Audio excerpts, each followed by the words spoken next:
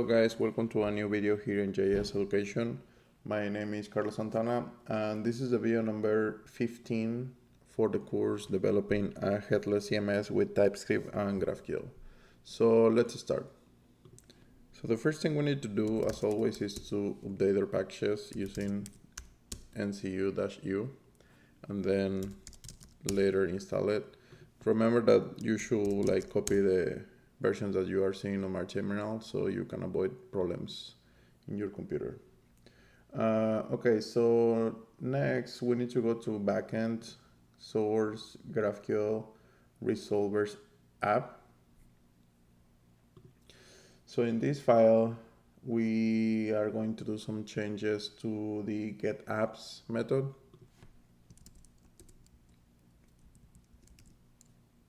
So the first thing we need to do is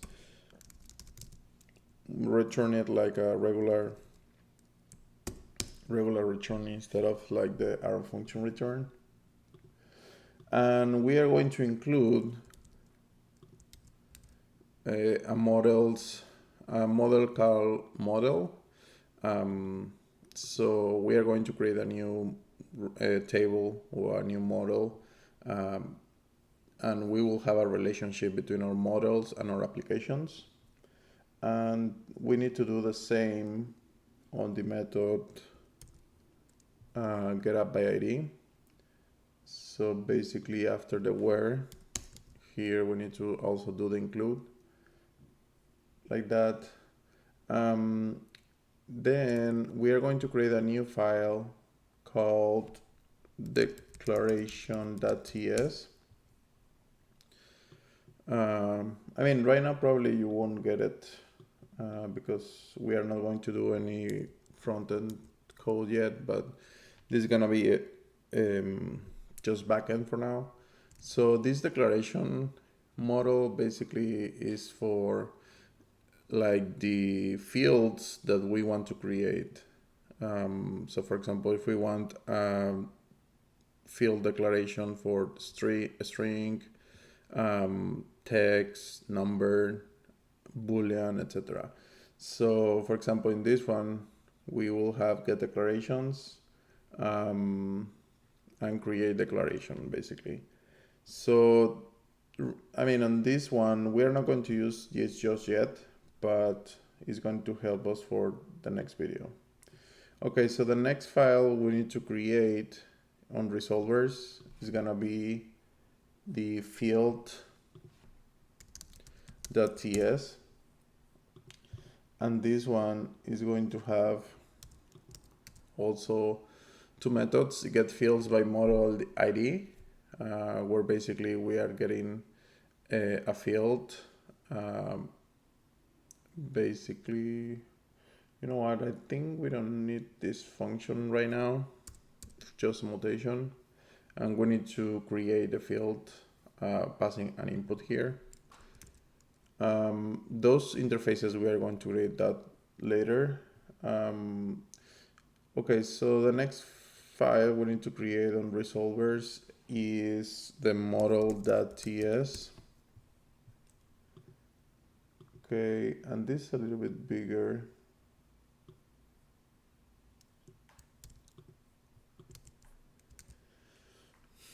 Okay, so basically on this resolver, we will have get models, we will get a final, and we are going to include the fields. We are going to have a relationship with the fields, and then get model, like just one model. We are going to receive the identifier and the app ID, and we are going to find it by the two parameters. Later you will understand more like why I choose to have this and not just by app ID, for example. Well, in short words, basically what this is doing is to avoid, for example, if you have an application and you create a model, probably without this validation, if you create a different application and you include the same model, and you just look for identifier, you will have an issue, right? Because you will have two models with the same name, but each app ID is gonna be different, right? So that's why we are like looking for both. So this is going to include the fields, and then once we got the data, we are going to sort the fields by order. So basically, in the fields, we are going to have a node called order, where we are going to be able to order our fields by like numbers like 1, 2, 3, 4, 5, etc., and then be able to switch between those. So that's why we are using this function here. And basically we just return data of position 0 because we are getting just one model here. And then the create model is going to receive the input to create that model. The next thing we need to do is going to types and then open app.graphql. And then basically here we just need to include models that is going to receive an array of model. Also, we need to create the type for declaration.graphql.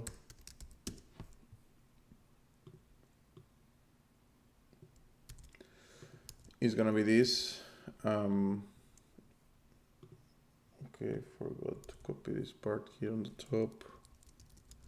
Okay, type declaration is gonna have an ID, declaration, icon, description, color, created at, updated at.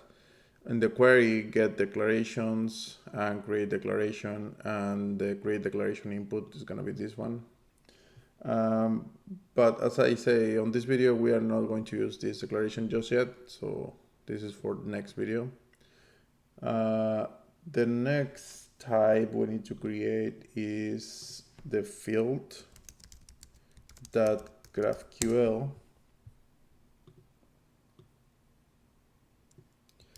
Okay, this is going to have like more fields. Type field, it's going to have an ID, type, field name, identifier, order. This is the order I mentioned to you before. Description, default value, is media, is required, is unique, is height, is system, is primary key, created at, updated at, and the model ID that is related to. The query that we will have for this is get fields by model ID. Oh, wait a second. Well, this query, we don't need it for now. We will need it like later. But for now, I'm not going to include it. We just want to get the create field and the input. Okay.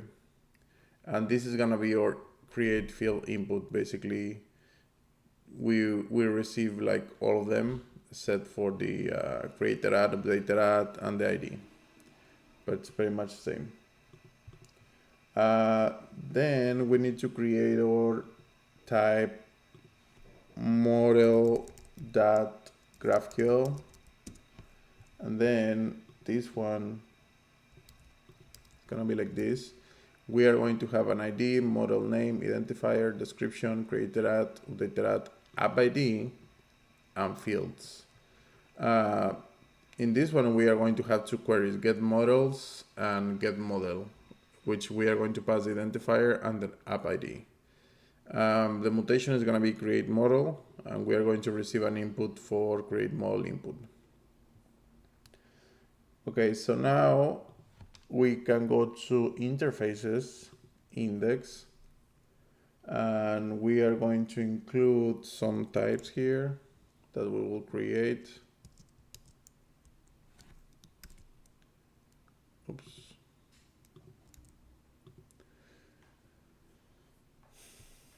Okay, so these ones, we are going to put these ones after app. So basically it's gonna be I declaration, I create declaration input, I field, and I create field input. And then in our models, interface, we are going to include the 3 new models that we will create: declaration, field, and model. And now here in types, we are going to add the types that we need for these 3 new models: declaration, field, and model. Okay, now let's go to models app. Okay, and this one is going to include the interface of models because it's going to have a relationship now. So we do iModels here. We close this thing. Basically, before the return, we are going to add this app.associate. We are passing the models here. And then we say app has many model. And the foreign key is going to be app ID. And it's going to have like an alias as models. And the onDelete cascade works like that means if we delete our application, then onDelete of any application is going to delete also the models related to this application. That's what is doing this on cascade. Then on models, you need to create declaration.ts. This one is a brand new model. So basically, we do declaration here with Sequelize, and it's going to have an ID, declaration, icon, color, description, and that's it. That's all the only fields that we're going to have there. Then you need to create the field.ts for the field model.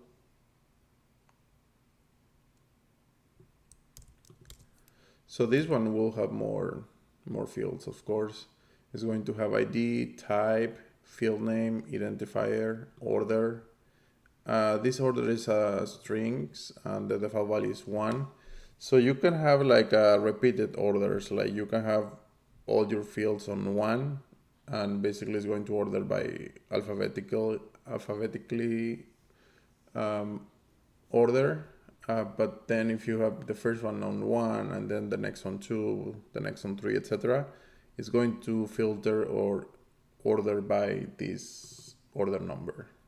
Then description, default value, is media, those are booleans, is required, is unique, is hide, is system, and is primary key.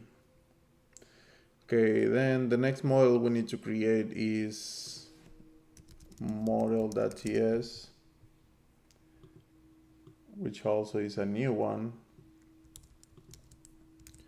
And it's going to have an ID, a model name, identifier, description, and we are going to have a relationships, the models with the fields. So we are going to do pretty much the same we did with the app to models, but now we are going to relate models to fields.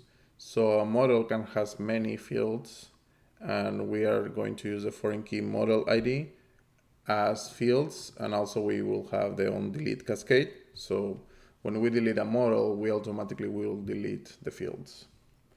And finally, here on the index file inside models, we need to import the 3 new models we create, like this: declaration, field, and model. So that's pretty much.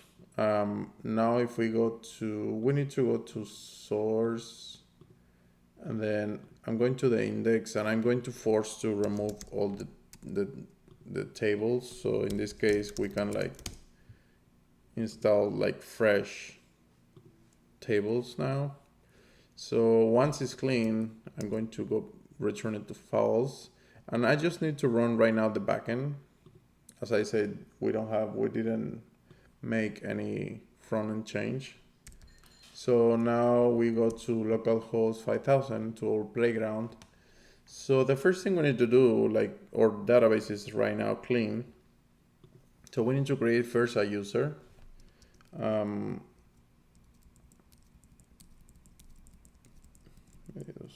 this, okay. Okay, so the first thing we need to do is to create a new user, right? So I'm going to create the same user I'm using all the time. So now I created this and I have an ID for that user. The next mutation is gonna be create app, right? So basically on this one, we are going to create an application called blog with identifier blog. Identifier is like the Slug, basically. The icon is gonna be a black icon, description block, and then the user ID that is related to this application is gonna be my new user ID, right? So we create this one, so our new application is created and it's giving me a new ID. So I copy this ID and I can execute this query get apps, which is going to get the ID, app name, icon, description, user ID, and the models. And the models has subfields like ID, model, name, and identifier. So if I run this query, it's going to find my blog application, but because I don't have models yet, it's going to have an empty array here. The next mutation is create model. Basically, my model is going to be post, for example, the identifier post with lowercase, description for post for the blog, and then I copy this ID from my new application, and then I'm going to make the relationship between my model post to my application blog, right? So if I create this model, now if I go back here and I click here, now I'm receiving the models that this application contains. So basically we can say, oh, this blog contains a post model. And now the same thing for the fields. So we are going to create a field and we are going to relate that to a model. So we copy the ID of this model that we just create. And then the model ID is going to be this one. And the input is going to be a little bit large, but first we start with the order 1, type string, field name, title, identifier, title. Default value can have like an empty or something, whatever. Description, title for the post, is media false, is required true. That means this field is going to be required. Is unique true. That means we cannot have like 2 entries with the same title. Is height false, is system false, is primary key false, and the model ID is the one that I created before. So we can create that field and it's going to create it correctly. Then the next field probably is going to be slug. Let's suppose we are creating a blog, right? Like a post. So we need the title, the slug, and then probably the content, which is gonna be like HTML content. And this is not going to be unique, right? Because like it's a text area, so we don't need it to be true. And then probably you need also an author.